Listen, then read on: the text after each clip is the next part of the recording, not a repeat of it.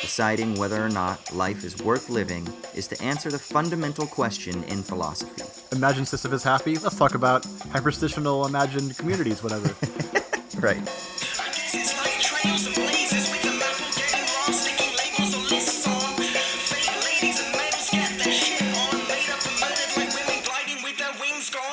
Check. 1, 2. Jimmy Rig. Testing. Jimmy rigged. Is it Jimmy rig when you like hook up a condom via like tape and? That's gross. That's a Jimmy rig. That's gross. That's what that is. That's really gross. Like, wasn't it that people in like Renaissance era used to use like animal parts? Yeah, well, you can still use a lambskin condom, bro. Because some people have latex allergies, so you can still use lambskin. I want to try that shit because I hear it's super soft. I just for some reason that doesn't sound like it's gonna be as protective. Like I'm all about natural homeopathic, except when I'm not trying to get somebody pregnant. Then I'm like, give me that science, motherfucker.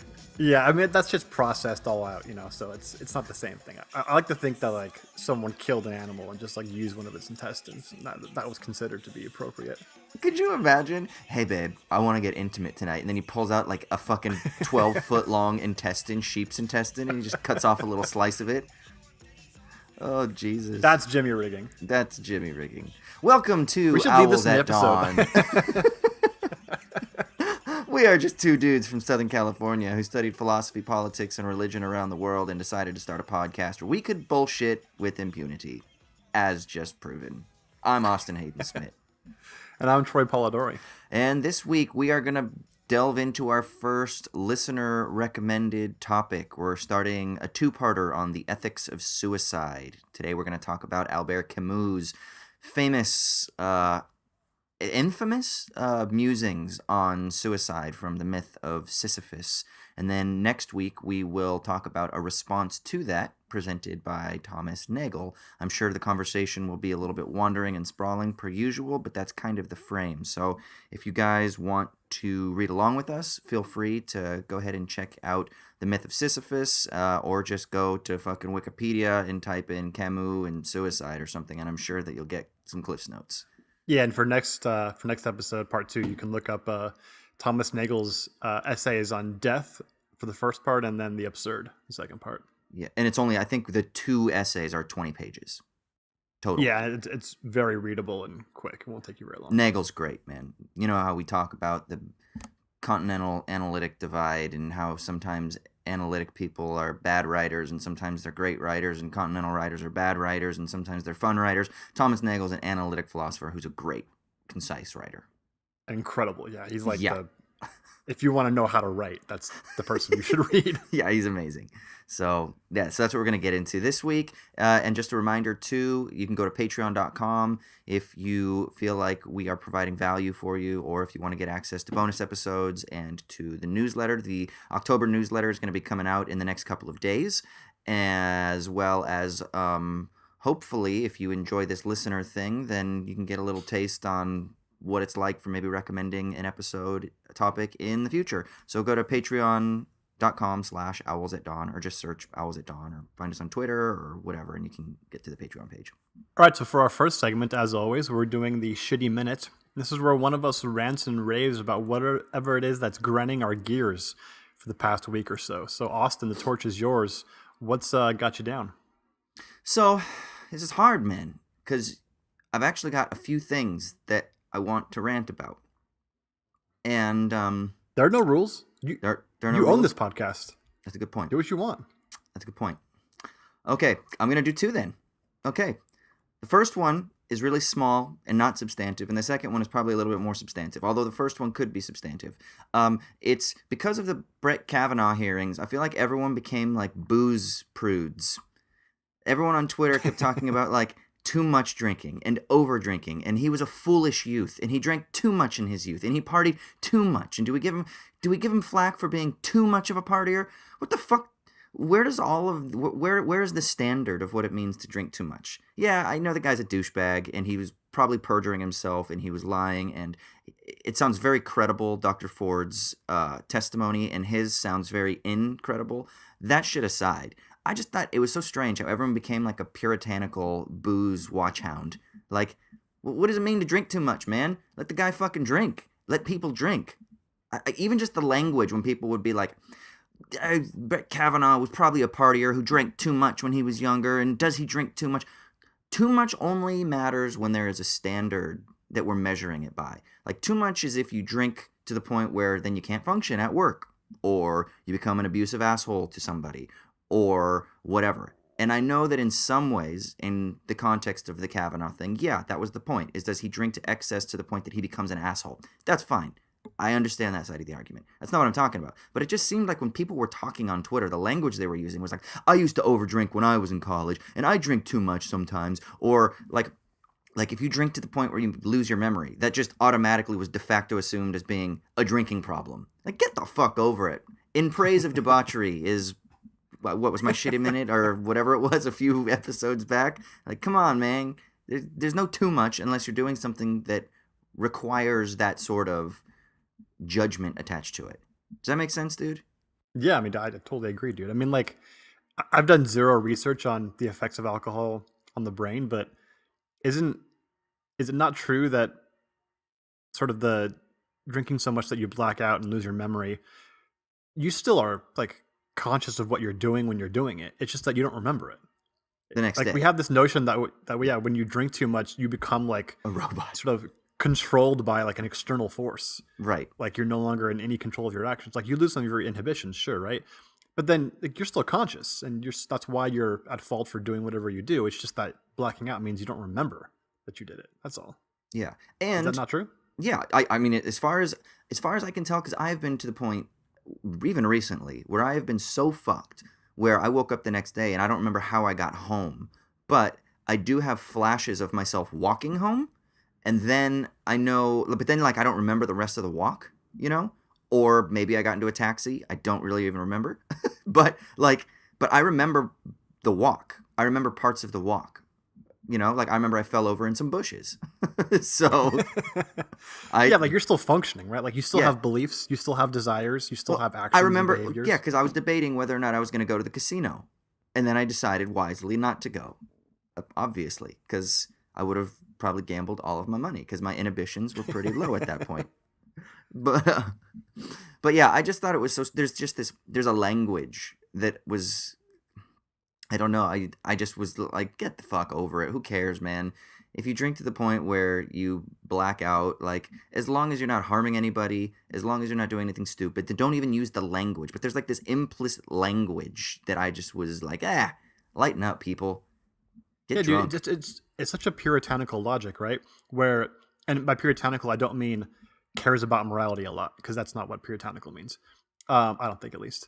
But the idea that if you drink too much, that's gonna like allow you to become like a morally repugnant person, or Right. change into some like Jekyll and Hyde type person, right? When if getting drunk makes you a violent person, the problem actually isn't the getting drunk. The problem is you, Right. right? There's Well, something about you that's fucked up, Right. right? And that getting drunk sort of allows you to do, or makes it easier for you to do. Like, I don't think there's anybody out there who actually is like Jekyll and Hyde, who's like a nice, caring, well-adjusted person, and then they get drunk and they beat the shit out of people. Mm. Like that just doesn't really exist. I don't Yeah, think. it's the dark underbelly that comes out. Like I've gotten angry when I've been drunk under certain conditions. And it was during times in my life where I was like, fuck, I obviously had there was some stress or an anxiety or something that I wasn't dealing with well. But 99% of the time, I just want to dance and I just don't want the party to stop, you know? Yeah, I just want to be like, no, I don't want to go. I'm like a kid, and so maybe too much is that I become irresponsible. So maybe that's the judgment. Like, oh, I have to teach a class tomorrow, or oh, I have a shitload of work to do, or oh, I've got this book contract that I have to finish. So probably not a good idea to go on a 3-day bender right now because I have responsibilities. So too much would be in relation to the things that I need to accomplish. So what is the standard by which we're using the word too much to attach to it? Like that's what I just thought was strange. But people weren't thinking like that. It was just presumed that there was a limit, and the limit was being drunk, or the limit was getting to the point where you black out, or getting to the point where you have lapses in your memory. Where, fuck, man, if that's the case, then I live too much because I forgot what I did last Wednesday. So I'm just breathing too much oxygen, man. Yeah, dude, it's because like the driving force like of Austin is to party. Like that's like your essence, right? And so Yeah. like you keep that in check, right? Because you have responsibilities and other like second order desires that you care about, like other people and your job and your relationships and stuff like that, right? And then drinking and can make those second order desires kind of like weaken, or your ability to sort of recognize those second order desires weakens, and so the party comes out, right? Yeah. So like yeah, if you're a violent asshole drunk, then it actually means you're a violent person, and that's the thing you need to like resolve. In addition to probably not getting drunk, seeing as that could lead to harming other people. But like Yes. there's more than just not drinking that needs to be fixed. Yeah, and then some people will say that maybe there's a health thing that is related to this, like you're killing brain cells and you're putting on weight and it's excess sugar that you need and blah blah blah. And that stuff I'm like, okay, then again, we have a measurable standard by which we're making the assessment to attach the word too much to. But let's just be clear about what the fuck we're talking about if we're going to use the word rather than just willy-nilly throwing it around, because I don't think that just because you have a lapse in your memory from some night that you partied that necessarily meant that was too much. Who gives a fuck, man? Lose your memory with some shit. Get a little wild. Fucking go death drive sometimes. It's all good. I'm tying my shitty minutes together, but that was it. And I had another one, but we've already talked enough, so fuck it. That's my shitty minute. Dude, save it. Put it in the old file. I'll forget about it. Because I just breathe. I breathe too much. I live too much, man. This is the only 10 minutes of your week where you're angry at all about anything.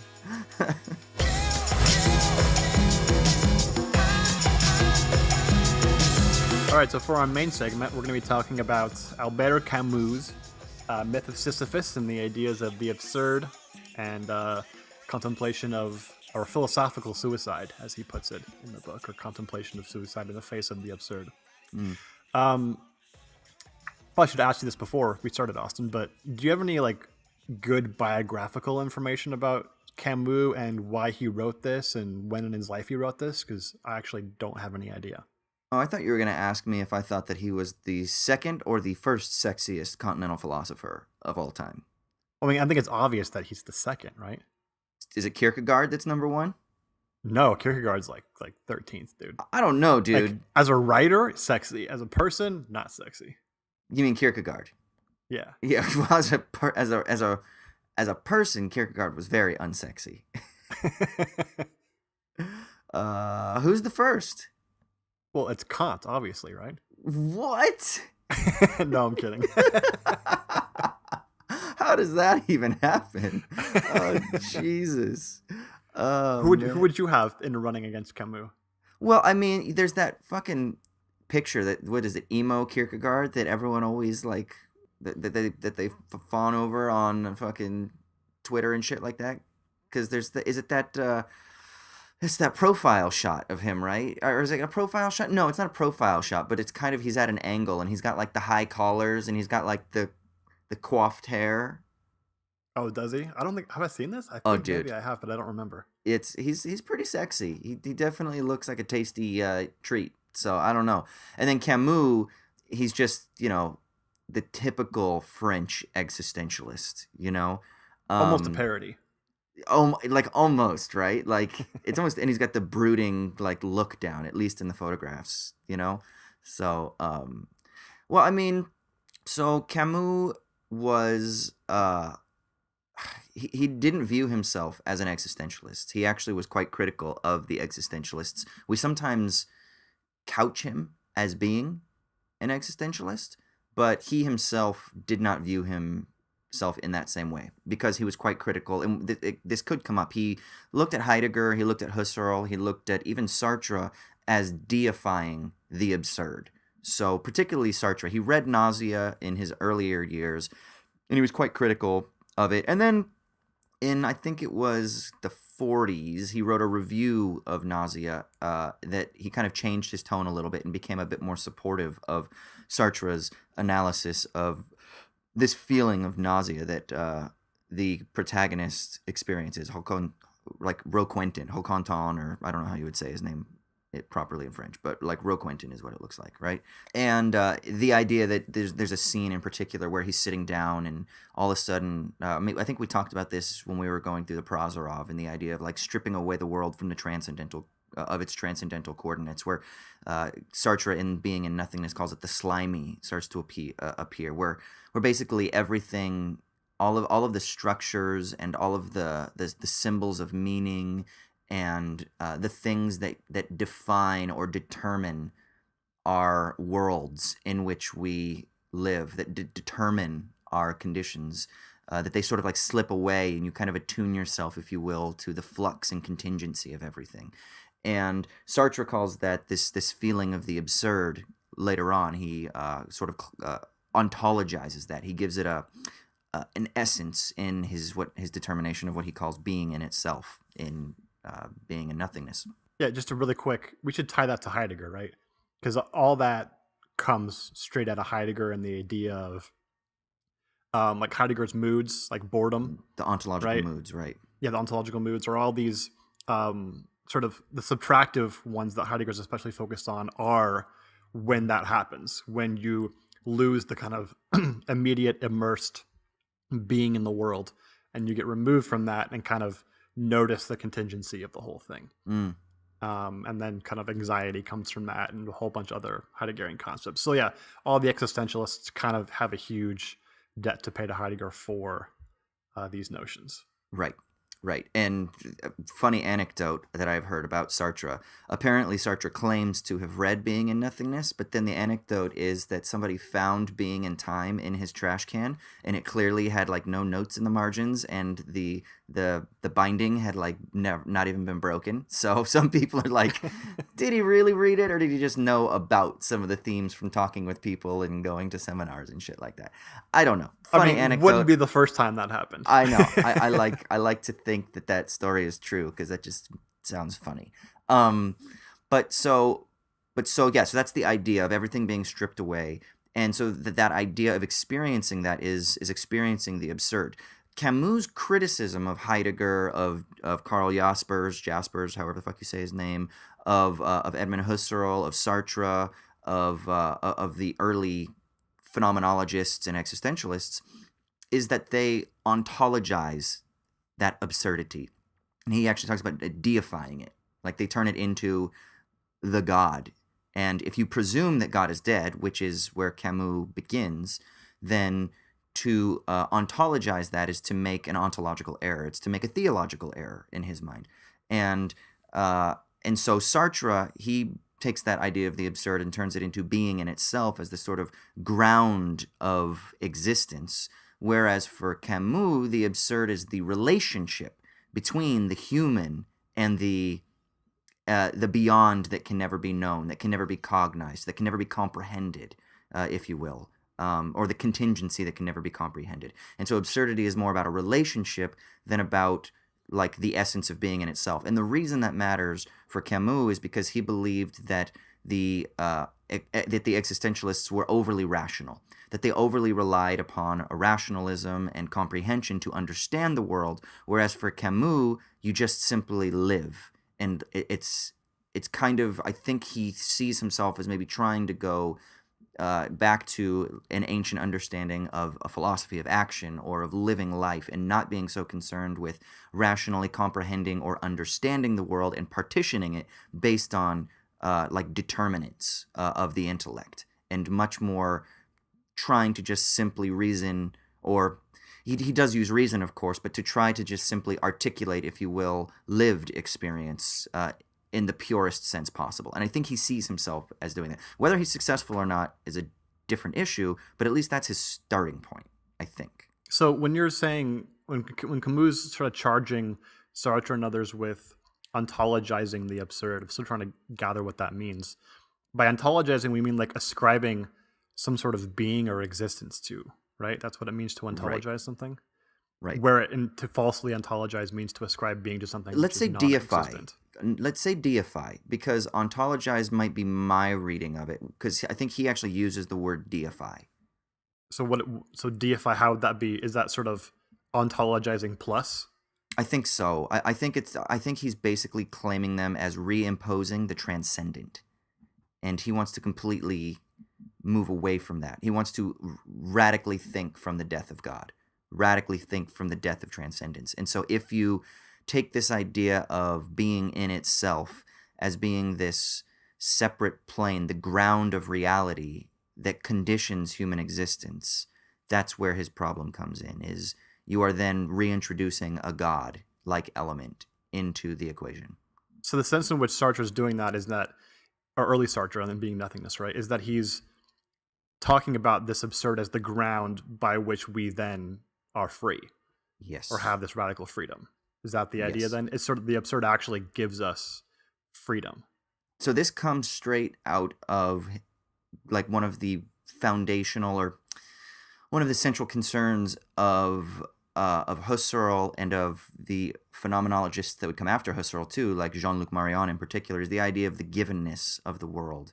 So, Husserl's the mantra that everybody talks about from Husserl, the people who have claimed to have read Husserl but have really not cracked the binding, is when Husserl says, to the things themselves, right?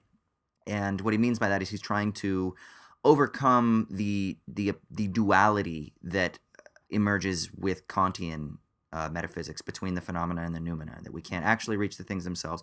So Husserl wanted to create a sort of philosophical, scientific orientation investigation that would allow us to access the things themselves, to the things themselves. And so later on, thinkers like Mariam would later clarify the reason that you can do that is because there's a pre-givenness of being that gives itself. So that is a sort of gift that allows us to access it in the first place. That's the givenness of being. And then this would explain why some people in the phenomenological tradition, like Marion and Jean-Yves Lacoste and Jean-Luc Chrétien and Michel Henry, would gravitate towards theology or would mix it in with their theology and would be explicitly confessionally or loosely affiliated with the Christian tradition because of the givenness of being is a gift of God that is there, that is the first principle. Anything that even veers in that direction, Camus rejects because he sees that tendency that the later thinkers that I just mentioned would flesh out. I think he sensed that in existentialism's deification of the absurd or deification of being, and he immediately knew what that would lead to, and I think he found that to be inherently problematic from a philosophical perspective. Yeah, I mean, also, this wasn't like something he was necessarily just prophesying, right? I mean, a lot of the early existentialists were very religious. Obviously, Kierkegaard is. I was going to say Marcus Gabriel. Who am I thinking of? Gabriel Marcel. Marcus Gabriel. I was thinking Gabriel Marcel. Oh yeah. I know the name. I feel like he's one of those guys that the name pops up, and I think at some point I was like, oh, I should read him, and maybe I read it like excerpts and like essays or something, but I don't remember anything about. I think I read a chapter in an anthology at some point 10 years ago. Yeah, exactly.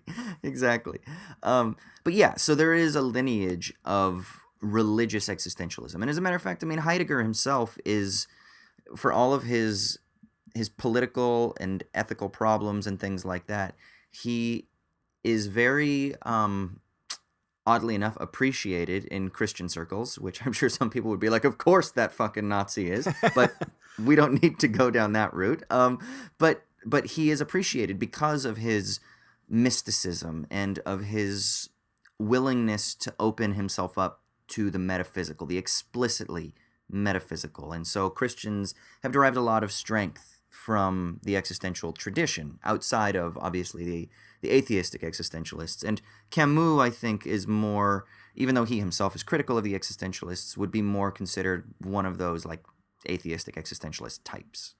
Yeah, exactly. And so that's kind of Camus' notion of the absurd. And I think you said a second ago that as opposed to this notion that's deified in Sartre and others, Camus is promoting this idea that absurd is a relation between the human being and the world, right? Right. Or I kind of thought to myself as sort of the locus of meaning, which is human beings just naturally and irrevocably strive towards purposes, right? We have end goals. Everything we do has some purpose to it.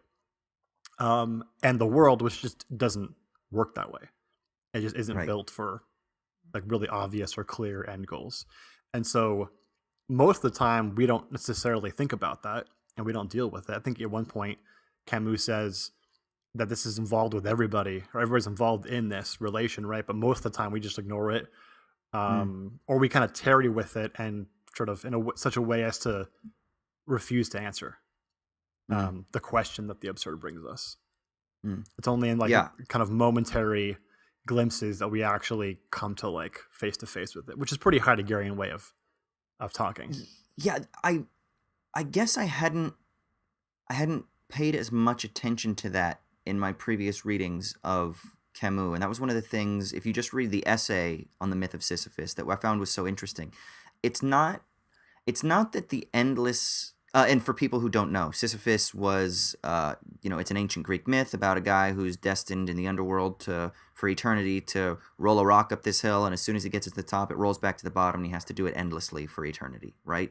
And so Camus talks about this in relation to the absurd and the absurdity of life. But it isn't that at every moment of Sisyphus pushing the boulder up the hill that he's hoping that he can alleviate suffering, or that it's not some sort of like Freudian notion of death drive and like the eradication of the passions, or some sort of like ancient Greek Platonic idea of finding balance and harmony in cosmos. It isn't quite that. It's that you don't even become attuned to the absurdity except in those moments when you become conscious. And Sisyphus isn't conscious until the rock gets to the top of the hill and he can stop, because normally you're just plunged into the sort of like pre-reflective state, the pre-reflective idea of life being lived in pursuit of your goals, I guess we'll say. But there's no hope necessarily. It isn't until you have that moment of conflict, that moment of tension, that moment of contradiction, when the ball like stops for a moment, where you get that reprieve, you become conscious, and then the ball rolls back down the hill, and then you just are plunged right back into it again, you know? And that's that moment of tension that he says he wants to theorize. And that I found really interesting, to think about that idea of, instead of the perpetual idea that hope is always, as it is for Sartre, it's always the transcendence of the present moment in what he calls the project. And that the project is always the transcending of the present material conditions towards the goal. I think for Camus, it's consciousness, or being aware, if you will, of the project, so to speak, or being aware of the absurdity of life is a rare experience? At least that's kind of what I was getting on this reading. Yeah, absolutely. And wouldn't Camus say to early Sartre that this sort of sense of the absurd, it even transcends, I mean, in the verbal sense, right? Yeah. It transcends even Exceeds. that project. It exceeds. It's greater than, right? So he's thinking even more abstractly, he's thinking more bigly than even Sartre is, right? Right. Yeah. So yeah, it isn't like he's developing a rival to Sartre so much as saying this is undergirds even the project itself. Right. And this leads him to his musings on suicide, where he starts off in the myth of Sisyphus, his sections on suicide, where he says, there is only one really serious philosophical problem, and that is suicide.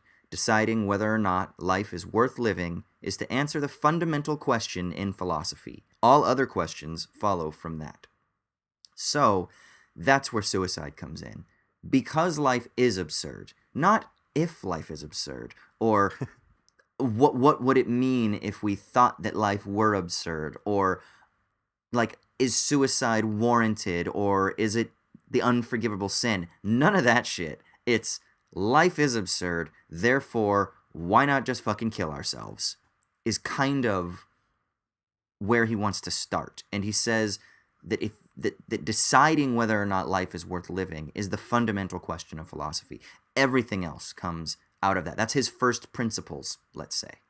Yeah, absolutely. It's the first principle. Right? He says that it's the transcendental question. Before you, or in answering any other philosophical question, you're already implicitly answering this one. And usually dishonestly, because you haven't addressed it, or you're ignoring it, or whatever. So that's the sense in which it's a first principle. You don't have to necessarily do it first, but whatever you do otherwise implies an answer to that question. But it's probably most likely an inauthentic one because you haven't actually considered it.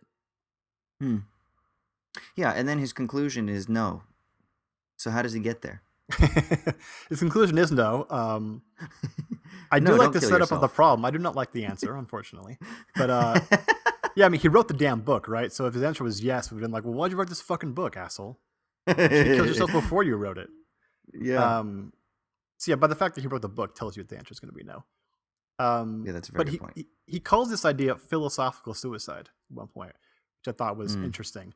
And maybe this isn't the place for it, but I thought one thing I wanted to discuss at some point at least is comparing this notion of sort of suicidal ideation or thinking about the possibility of suicide with the way that that actually works in practice for people. Because I saw when reading this a very stark difference between those things. In a way that What do you mean? in a Yeah. way that I think a sociologist would discuss and a psychologist would discuss the sort of practice of suicide or the existence of suicide, and maybe even the ethics of suicide if they were wanting to go into that philosophical direction, so much differently than the way I think Camus does. In that, Camus seems to think that there's this ultimate sense of absurdity that exists in the relation between the meaning that we want to find in every action and behavior and project we engage in and the meaninglessness that's inherent in the world, the way the world works. And that's just the thing you can't deny. It's just the fundamental fact of the world, right? And that in the Heideggerian sense, he says at one point, like Heidegger claims, that anxiety sort of is the undergirding mood that we're all in 24/7. And anytime that we're engaging in any other project, we're sort of fleeing from anxiety. There's a kind of an analogy there, it seems, that Camus making with the suicide issue, and that any project we engage in, we're sort of doing that project to flee or get away from this question because we don't want to try to answer it. And so in that way, our lives are typically kind of inauthentic. We're not really dealing with the death of God or the absurdity unless we like firmly come to an answer on this question, or at least consider it. And that just seems so different to me than the way people actually who have suffer from like suicidal ideation or depression or who have committed suicide have talked about their experiences. And what I mean by that specifically is, you know, the major cause of sort of suicide as an outcome is something around vaguely social isolation, right?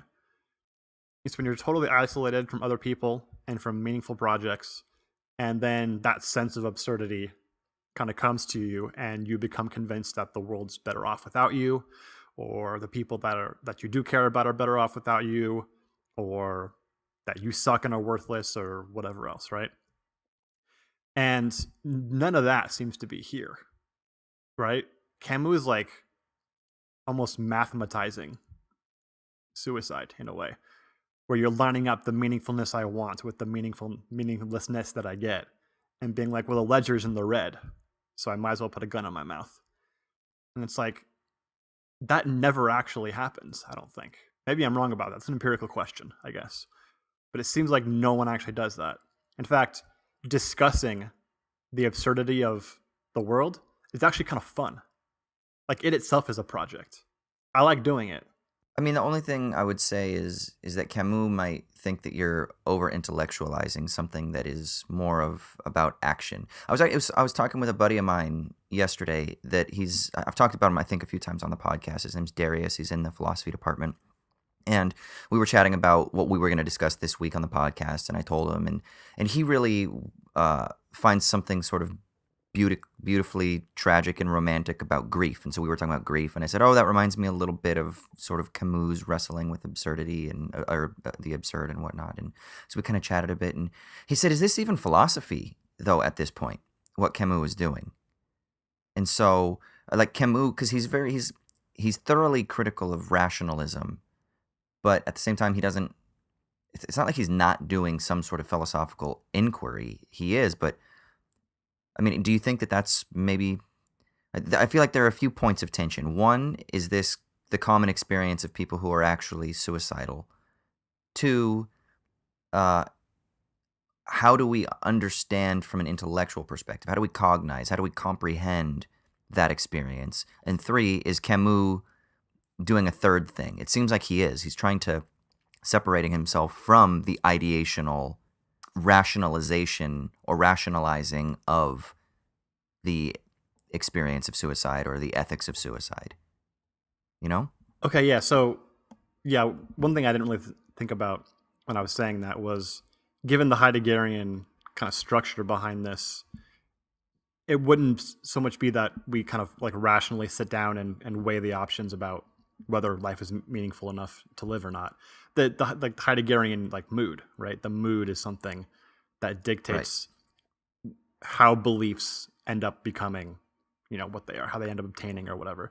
So like there is like a philosophical mood, and maybe even like a philosophical like absurd mood, for Camus, that has to take first before any sort of beliefs around this can exist, right? And so I get that, and so I see he's doing something different than maybe for most people, but how most people who suffer from suicidal ideation might do it.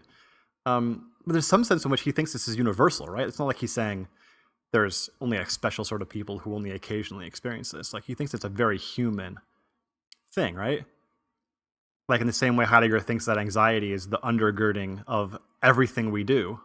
Right, but we're not conscious of it all the time, right? Like that's his point with Sisyphus. There are only those moments when you're conscious. Otherwise, you're kind of just thrown into your project, so to speak, or you're thrown into your activities. No? Yeah, that's exactly the Heideggerian thing, right? Is Right. anxiety he thinks is persistent. It's always there, but it's not, you're not always conscious of it. And whenever you're doing something else, you're fleeing from that anxiety. It's always a flight from anxiety. So like Heidegger makes a transcendental argument about anxiety here by claiming that the only reason to, or the only way to explain why we get involved in projects the way we do, that's different than other animals, is because we're the ones who flee anxiety, and they don't. And so like Camus kind of, I think, taking that at least implicitly and saying, this question of suicide is always there. It's persistently always there, and we're only conscious of it sometimes because the rest of the time we're kind of ignoring it or fleeing from it actively. Yeah, I mean, the psychoanalytic reading would probably be freaking out at this point, saying, "This is not healthy then, man." The idea of imagining Sisyphus happy, which is how he concludes, would just would just would just set yourself up for failure for a radical return of the repressed, right? That would it's like trying to contain pressure in a Tupperware container or some kind of container. The more the pressure builds up, the greater the intensity the pressure is going to be. And so it seems like from that perspective to that it doesn't seem like the best idea to just be like, well, fuck it. We've got these anxieties that are constantly going to be bubbling under the surface, but let's just throw ourselves into our projects and imagine ourselves happy. It seems really unhealthy, doesn't it? Yeah, so we should talk about what Camus' solution is then. You kind of implied it there. His solution is, the last line of the essay is, we must imagine Sisyphus happy, as you said, right? And so what he Yeah. means by that is something like, we just have to, in defiance of the gods, right, in defiance of fate, accept the fact that the absurd is the case, and then just be happy anyway, out of like scorn or resentment. Like turn this negative affectation into happiness, like somehow magically.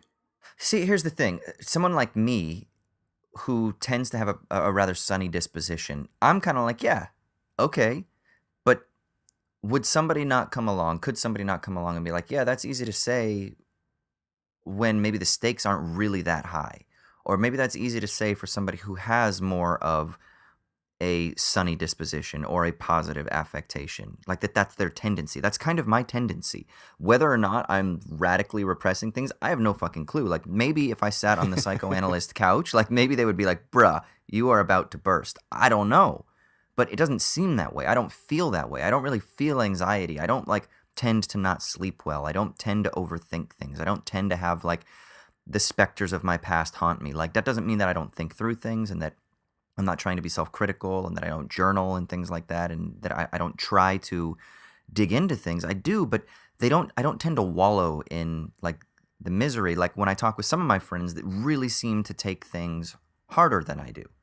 So maybe for someone like me, like I know the word privilege gets thrown around a lot. And so I think that there's like maybe a structural critique that someone might come along and be like, well, that just sounds like a perfect solution for someone who has everything comfortable and has social safety nets and a good family unit, and you're in a middle class environment. But what about like true, genuine melancholy, or true, genuine depression, or true, genuine traumatic existence? Does it But seem that like has he's nothing to do with yeah. privilege, though, right? But well, I mean, but don't you think that like material conditions are a necessary condition to happiness that would produce a greater preponderance of a positive affectivity? I mean, not really.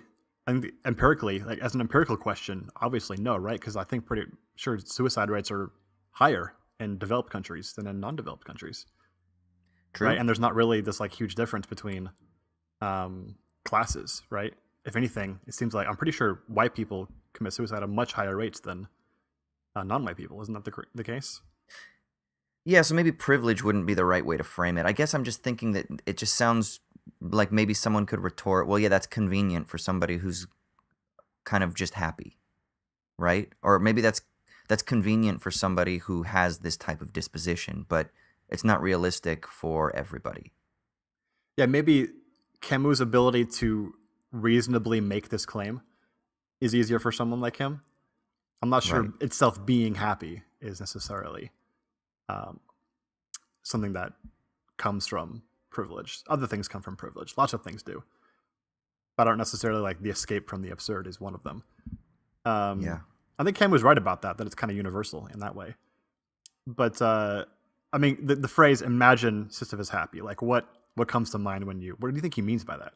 Yeah, so a lot of my work has been on the imagination, and my forthcoming manuscript that will be published next year in July will deal quite a bit with the imagination, particularly Sartre and his exploration of the imagination, but also guys like John Sallis and Richard Carney and a few others.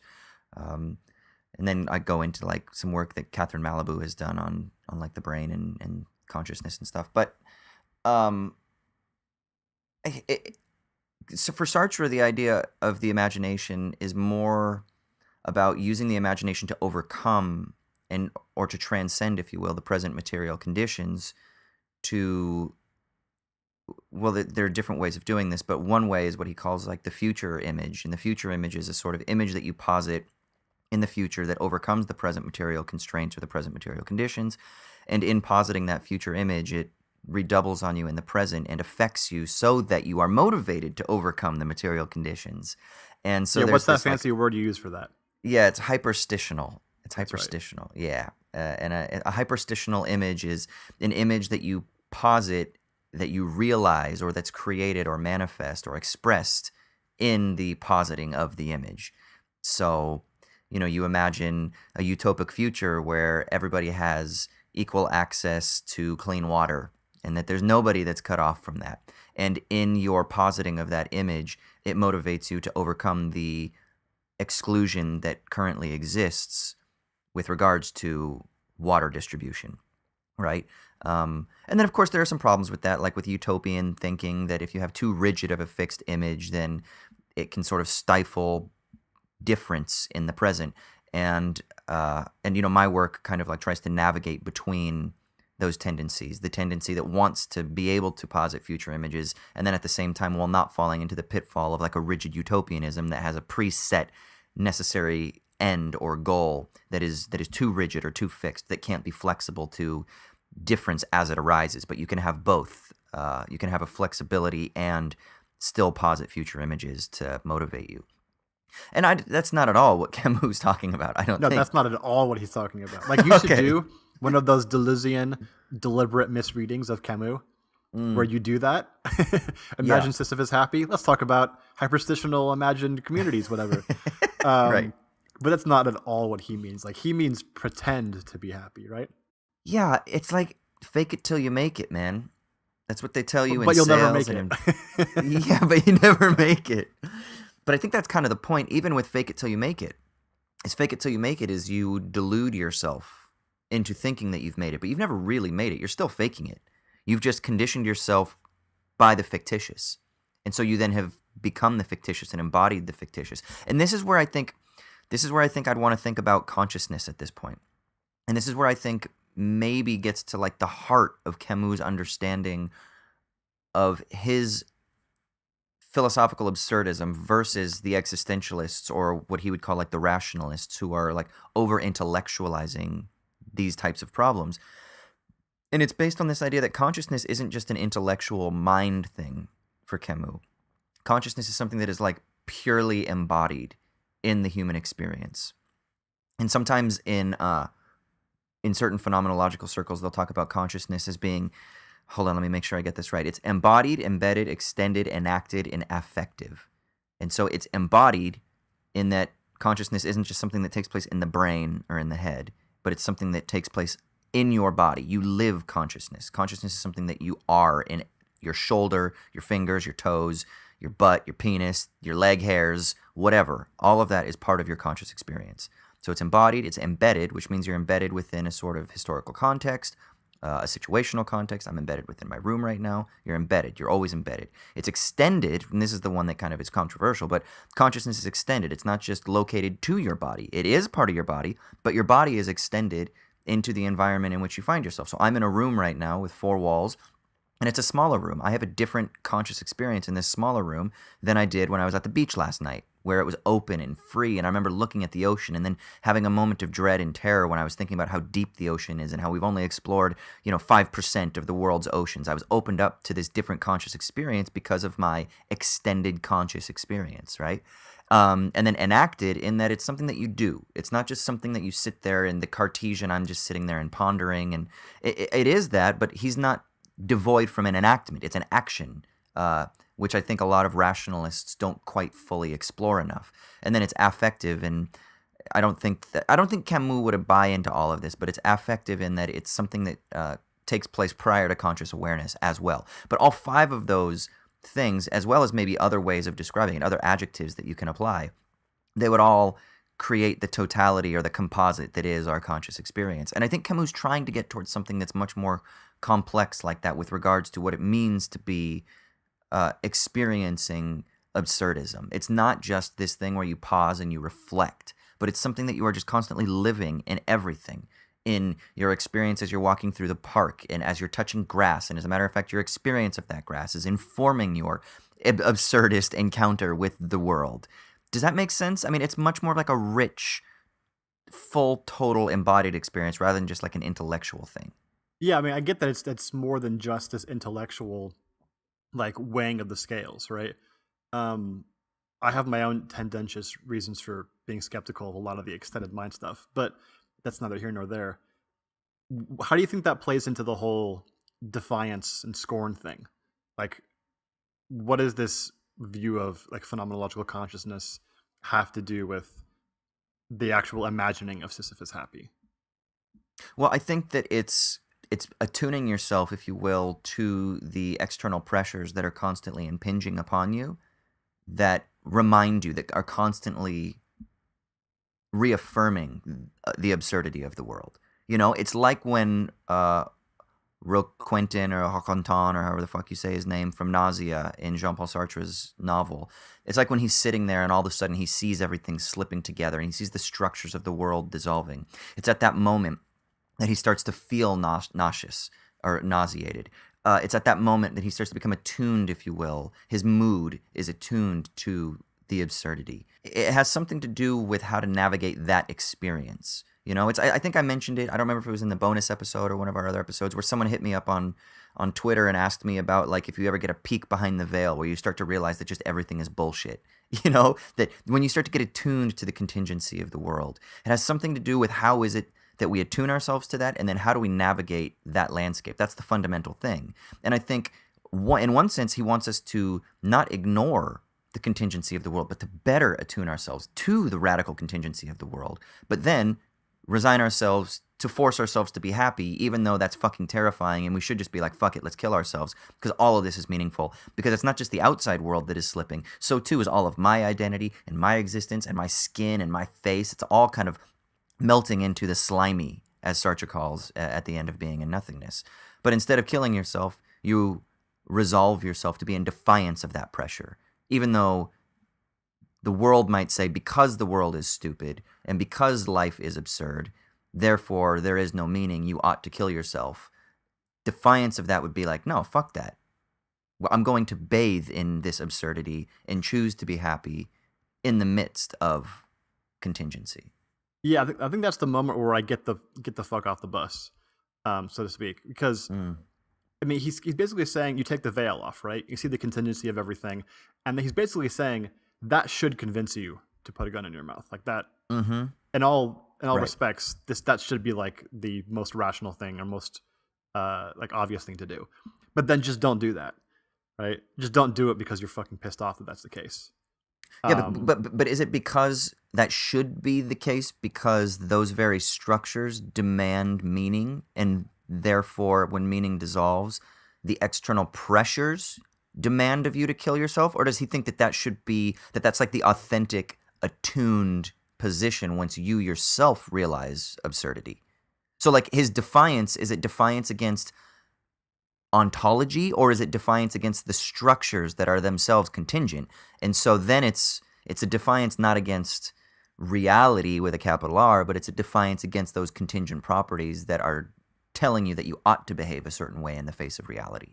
I took it as the former for sure. I took it as a scorn against like the gods. He says at one point it's defiance against the gods, right? Which I take it to mean fate or Yeah. not the contingent realities, lower R, but the uppercase, like actual void, right? And so I mean, Yeah. we talked about this a lot with the Prozorov text, but I think that when you go back to that void, you actually find some things, or at least I'm not sure what you find. I don't think it's as obvious as Camus seems to think that what you find there is just the nothingness of like the center and foundation of like reality. So I mean, I mentioned this earlier in the episode, I think, but at one point Camus says that, you know, when we're like fleeing from this absurdity or ignoring it or whatever, some people just ignore it and some people like just kind of tarry with it or play with it. Yeah. And I take that to mean like those who kind of joke about it or make little, and I think Heidegger even makes the claim that like Das Mann does this sometimes. It just kind of plays around with these ideas because You mean like can't take them having seriously. like having a sticky leaves segment on your podcast that's about how you're trying to find meaning in a world that is meaningless, like something like that? We're just kind of like we're just kind of like playing with like a cat plays a little toy, right? We're playing with the void. Yeah. It's knocking it around. So like, but I don't think that's as bad as like you can do that in like an idle talk way, right? That is pretty inauthentic, obviously. But I think you can also do it in like an acknowledging sort of way. Like, yeah, that's the case. Like I fully admit that, you know, this guy's got like the king has his pants down, whatever, like the classic absurdity idea. And you can do that and you can kind of tarry with it and think about it and discuss it and whatever. And like that's actually kind of real. Like you can not be sure what the ultimate foundation of like the universe is. Like I think it's actually pretty humble to be like, well, I don't know if there ultimately is a meaning to the whole thing. Like I don't know that there is, but I also don't know that there isn't. And so I'm going to engage in whatever tasks I engage in. And I could do that to kind of flee the absurd, but I could also do it to like honestly be in search of that meaning. And I think a pretty authentic way of living is to go through your life and, you know, do projects and be in relationships and have friendships and read books and do all these things, start podcasts, so that you can like search for this meaning, realizing you may never find it, and that's probably okay.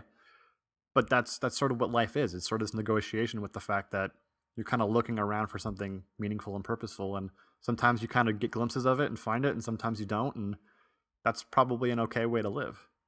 It just seems like that's a much more realistic way of thinking about how to live an authentic life, rather than this incredibly resentful defiance towards fate, which just seems like so overly romanticized to me, at least. Yeah, it is. It is very overly romanticized, and I'd be really curious. You know, we talked with our friend Diana about having her on. She is doing a PhD in like psychology and music therapy, and she would be an expert compared to us for sure with regards to these issues. So we have to get her on at some point, and maybe in a few weeks or whatever, as maybe a follow up to kind of chat through what would be a more clinical examination of these themes. Because I wonder, would this be offensive to somebody maybe who's in a serious state of depression, who is experiencing suicidal thoughts? Like, is this kind of like, oh, so that's all I got to do? Just imagine myself happy. I think that's what I was trying to get at earlier when I was talking about like the word privilege, and I think I used that word probably out of context because it's so. But I kind of just meant like this idea that like you're fortunate, like your disposition doesn't quite get it, so it's easy for you to create this romantic, imagine Sisyphus happy bullshit. But in reality, like a person who is on medication, a person who is has a history of depression, who has like serious chemical, uh, unconscious, familial trauma that he or she is dealing with, is this just like callous or cavalier? That's a good question. I actually don't know. I could see it being both ways.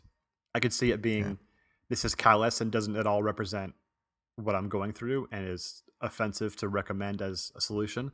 But I could also see somebody being like, yeah, maybe that is the only way. I mean, I really don't know. Fuck. Yeah. This is a good reason to have Diane on. Yeah, yeah. No, for real. Because I think that's the thing that I ultimately would wonder about. Because from my perspective, I find this to be a little bit seductive. You know, I don't know that I buy it across the board, but I do find it to be very appealing in a lot of ways. But maybe that's just because I kind of tend to have a little bit more of a positive disposition. And whether or not I've trained myself or there's some sort of genetic predisposition or some complex of all of these various different factors that have led me to be the type that where I tend not to wallow. I tend to, when shitty things happen, I'm pretty good at finding joy in the midst of those things. Am I doing the very thing that Camus recommends? And is that just, a super fortunate, consequence, let's say, of my life's experiences and the things that all compose my conscious, embodied, enacted, extended, effective, blah, blah, blah, blah life? I don't know. Yeah, I would use my degree in psychotherapy to say, my fictional degree, that is, to say that, I mean, let's play some inference to the best explanation here.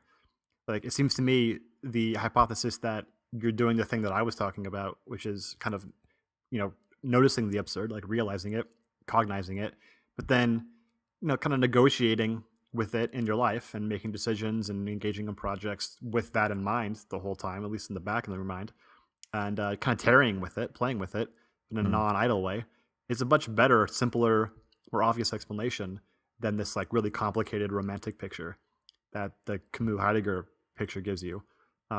Which I guess could be true. Maybe it could be true for some people. That might be more of an empirical question, but it just seems to me, I don't know that we need to beat ourselves up about like engaging in projects and not like thinking a lot about offing ourselves. Hmm. Interesting. Okay. So then I guess moving forward, so next week we're gonna talk about Nagel and two of his essays. Yeah, so we're going to read Nagel's essay on death and then his essay on the absurd, and they're probably easy to find on the internet, and they're both available in his book Mortal Questions, which is a compendium of a bunch of his essays. Okay. And they're intentional responses to this philosophical absurdist perspective, and intentionally to Camus as well, right? Like his essay on the absurd in particular. Yeah, that one is. Death is kind of a different thing, but it's associated in such a way that we should talk about it. Okay. I Okay. think, yeah. Cool. That sounds great. And also for people out there that might have an interest in this or have more experience or that feel like they can contribute to this, hit us up on Twitter, owls_at_dawn. Send us an email, owls@dawnpodcast@gmail.com. Let us know your thoughts. Obviously, this was a listener suggested topic, so and then we opened it up for patrons to vote on, and it won pretty overwhelmingly. So, for people out there who voted on this, let us know why you wanted us to explore this, and if there are any angles in particular that you want to make sure that we address next week, or maybe in a follow-up episode with our friend Diana. Hit us up, definitely. Let us know what you think. I like how you assume that she's already going to agree to come on to do this. She said on Twitter. You're being very hyperstitional by imagining this future. Diana, you have to help us. Yeah, I just want to make a little disclaimer. Like, for us, like interpreting Camus and trying to figure out what he means by these things is probably more our wheelhouse. Literally everything else we've said on this episode, we have no idea what we're talking about. So please don't like take anything as if it's gospel truth and certainly if you have more experience with these things or have studied these things, especially the empirical questions we're talking about, we'd love to hear from you. Mm-hmm. Yeah, I mean, this is one of the freeing aspects of being a philosopher is we're able to muse on these things a lot of times, almost in a detached sense, right? But I think that's the very thing that Camus is trying to get away from, is he doesn't want it to be like this detached discourse that we muse upon, but that we recognize in the depths of our being that this is just like the fundamental experience of life. And I don't know, that to me, that's a very interesting point of tension to work through, think through, live through, exist in, whatever.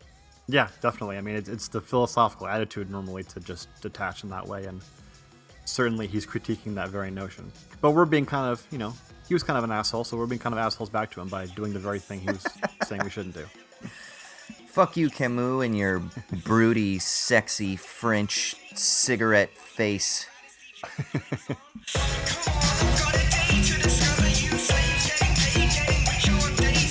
All right, cool. So let's transition to our final segment of the episode, the Sticky Leaves. This is where one of us gets to recommend something that is giving us meaning in a world that could be, perhaps, a fucking absurdist world where you're just pushing a goddamn rock up a hill for eternity.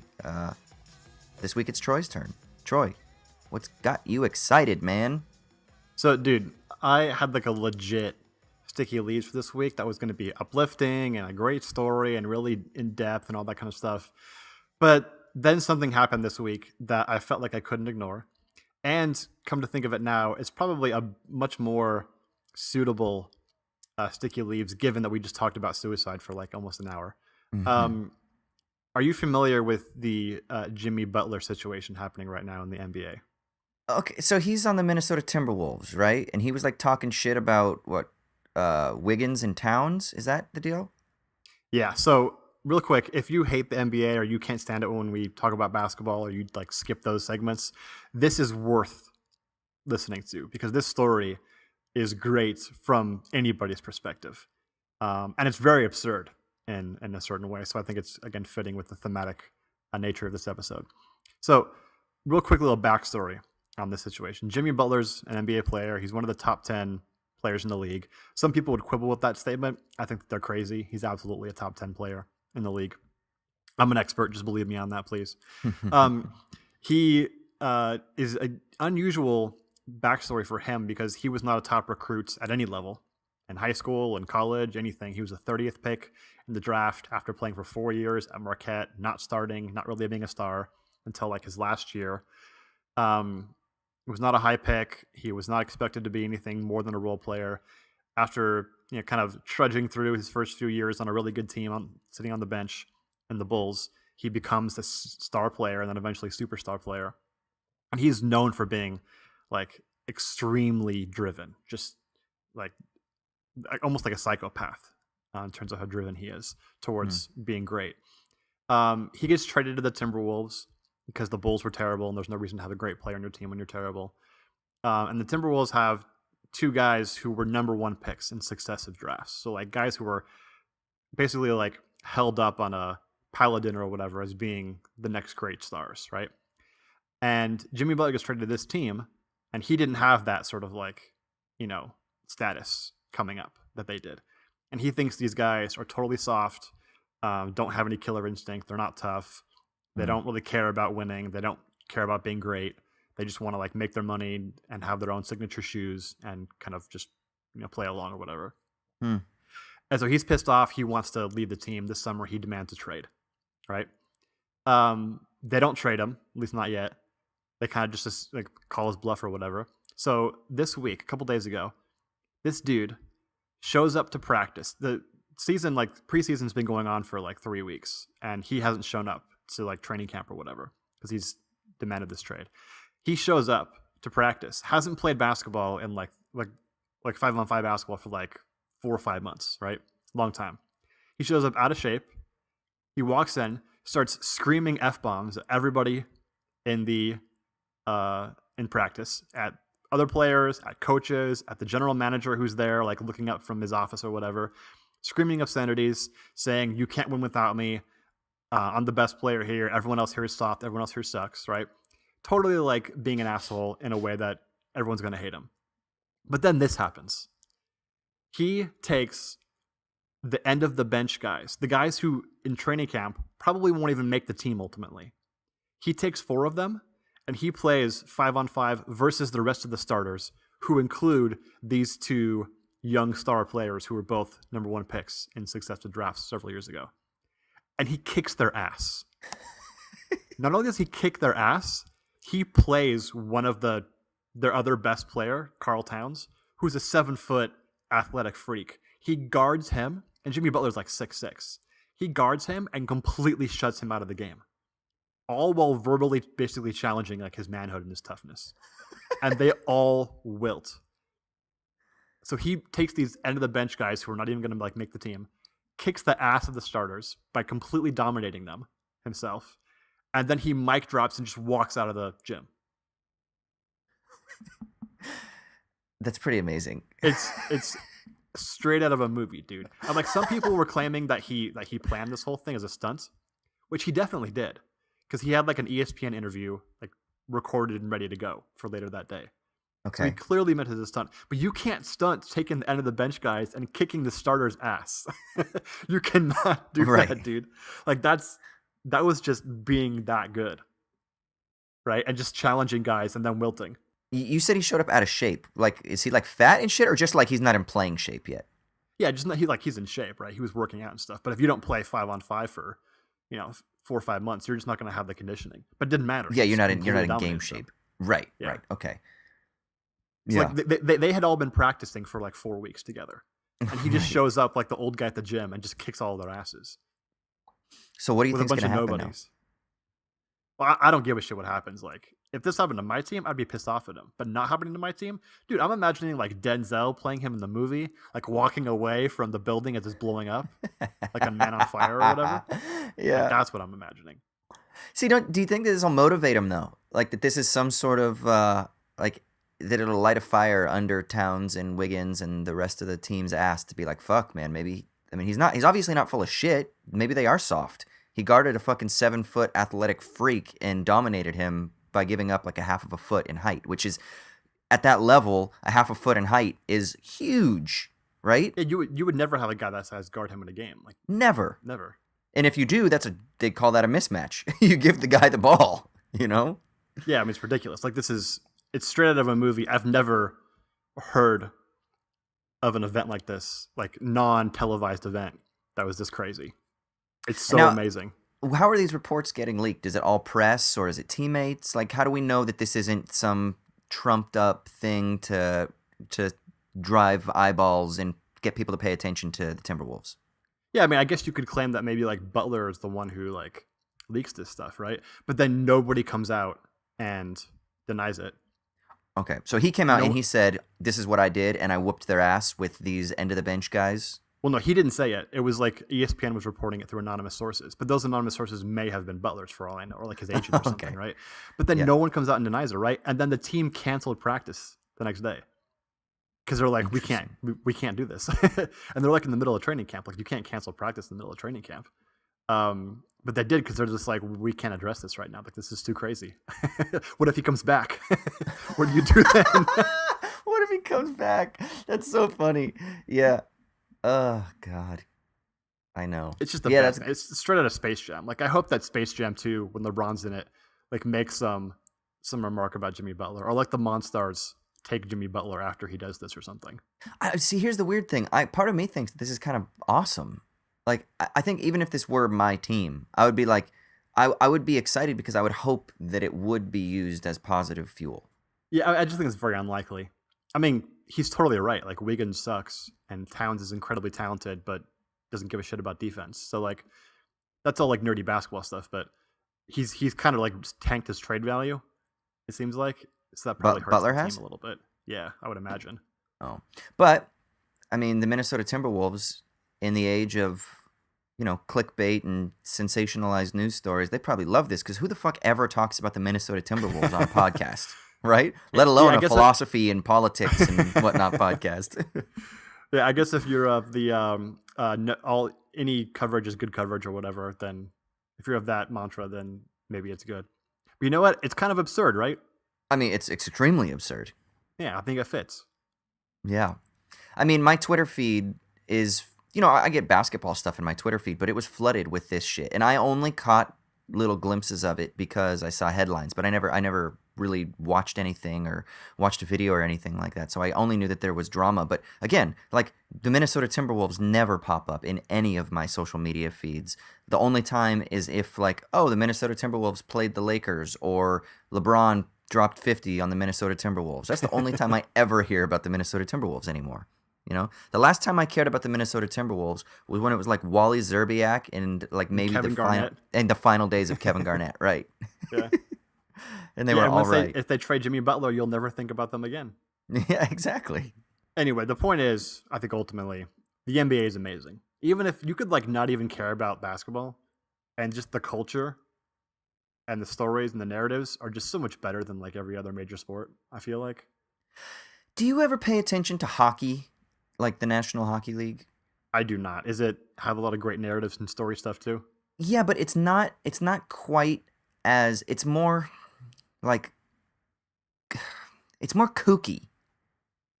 It's more like It's more kooky than Jimmy Butler? I mean, well, because that has a little bit more ego attached to it. There aren't as many prima donnas in the NHL. Not that there aren't. Of course there are. Whenever you get, people who are successful, top level people and dudes that are in a testosterone driven sport. But it's not quite as because the money's not as big. They're not.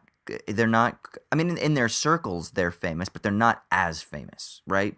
Like Yeah. there's. Like, you probably could name a handful of hockey players in the NHL right now, or maybe just one, Sidney Crosby, right? But so it's just not quite as popular, even though it's supposed to be one of the top four. But it does have cool characters.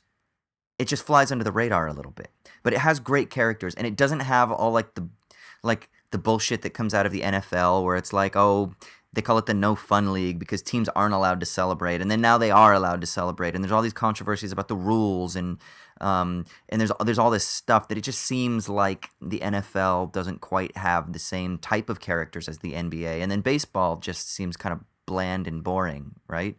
In Yeah, and terms it's the of same the thing where they try characters. to like make sure that the players don't have any fun or have Yeah. any personality. Yeah, exactly. Whereas the NHL isn't like that. They have personality, and people are characters to the hilt. It's just it doesn't get the same coverage. But people are fucking they're crazy, man. I mean, just imagine these guys are hitting around these heavy rubber fucking flat things into each other's faces, and they lose teeth. And like I used to work for the Mighty Ducks, and Teemu Solane used to come in all the time, and we would see him after hours, and he was like super super friendly and shit like that. But the guy has like 4 missing teeth, and he wears like a fake tooth bridge thing that he can just take in and out. But he has like, they all have like just missing teeth, scars on their faces. They get a fucking scar on their face. They go in the back. Like they get cut up. They go in the back. They get stitched up and they come out and they play the third period. Like these guys are just fucking maniacs. So there are some like, there is a zaniness and there are a lot of interesting characters in the NHL. It just doesn't get the same press because it's not as big a sport. Yeah, how much of that do you think is because hockey players, at least like anecdotally, the stereotype is that they're just kind of like all dude bros. Like they're just kind of bros who are just their bro psychology like just informs the way that they are as NHL players. See, I think of baseball players as being more dude bros. Really, because I feel professional baseball players at least seem like they've been told their whole lives to just be as emotionless as stoic as possible. Yeah, but aren't they dude just bros lose all sense of personality? Like outside of it, they might be dude. I don't think they're dude bros though. They're like, I don't know. They're just boring ass people. Like I love baseball too. I'm not saying this is like a negative thing about baseball itself, but especially like white baseball players, they just have that emotionless quality to them. And then a lot of players that grow up in South America and then come and play, and they're just total opposite, right? They just want to have fun and run around and just like Right. be like a kid. And then they come to the MLB and it's like all those things have to be stamped out of them. Right. Yeah. Yeah, maybe. I mean, I think that there is, at least stereotypically, there is like a frat boy culture to the NHL that persists, Yeah, that's what I'm talking about. Yeah, beer drinking, let's go cause some fucking havoc on a Friday night. And it's because, the sport is pretty aggressive and physical, and literally it's the only of the major sports where fighting is allowed, right? And not only allowed, but you actually will have a player on your team, the enforcer, whose job is to fight. And that there's a strategy where it's like if the other team scores a goal and you need to swing the momentum, you send your enforcer out there to fight their enforcer. And if your enforcer wins, that shifts the momentum back to your side and pumps the crowd up, pumps your team up. Like, that's just barbaric and crazy, and I love it. Did you ever see that movie with Sean William Scott called Goon? Canadian I fucking love that movie. It's a great movie, dude. Dude. It should be so stupid, but it's great. It is so good. Yeah, it is actually a fantastic movie. And yeah, that kind of... That, but more polished, is how I think the stereotype of the NHL is. Because he's playing in, like, the juniors, so he's not an NHL player. But he gets up to, like, the higher levels. I don't think it's the NHL, but it's definitely a higher league. But yeah, I mean, that's how I kind of envision hockey players. And I grew up in ice rinks and around junior levels, and then, like I said, I used to work for the Ducks, and so I was around them all the time, and I kind of get that vibe from them. Right? Like, they were just kind of like, yeah, beer drinking dudes, you know? Yeah, so that does make hockey much more interesting, I think, culturally. And then basketball, the reason I love the culture of it's just that you have a lot of these guys who, I mean, some of them, like, are well-to-do and go to prep schools out of their own parents' pocket, right? But most of them are just, like, regular kids, right? And they don't have a lot of, like, training and how to be like the baseball players do that stamps all the emotion out of them. And so they just, like, they go to prep schools, right, but on scholarships. And then they get to the NBA and they still have their personalities, right? And they have all this money now, so they get to express their personalities in really flamboyant ways. And the NBA used to, like, stamp that out of them, right? Because they thought it was like gangsterification of... Oh, that's right. And Allen Iverson kind of maybe changed that, huh? Yeah, I mean, they tried to stamp it out of him big time, but he just pushed through it and was like, I don't care. And what's great is that it gave players the license to kind of do whatever they wanted, and then they didn't go down, like, the gangsterification style. Like, they didn't go down the Iverson route. They're all hipsters now.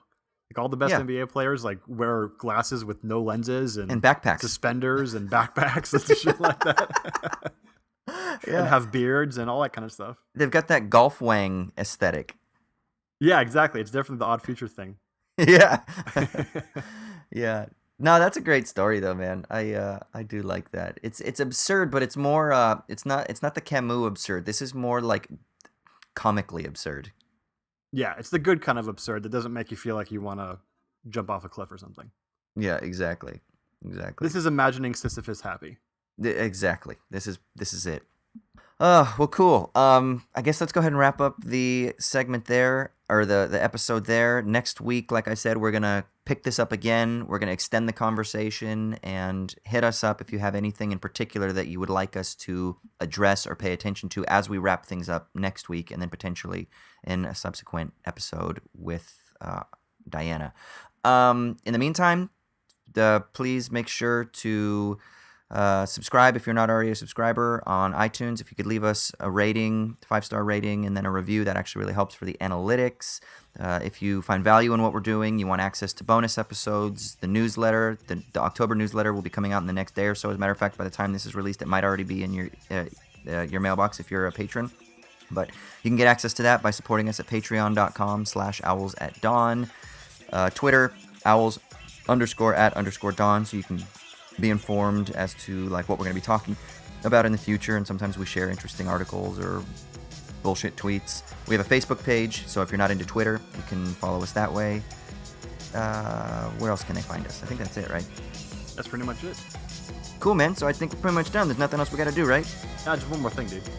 What is that, my friend? Das Vidania, Amerikanski.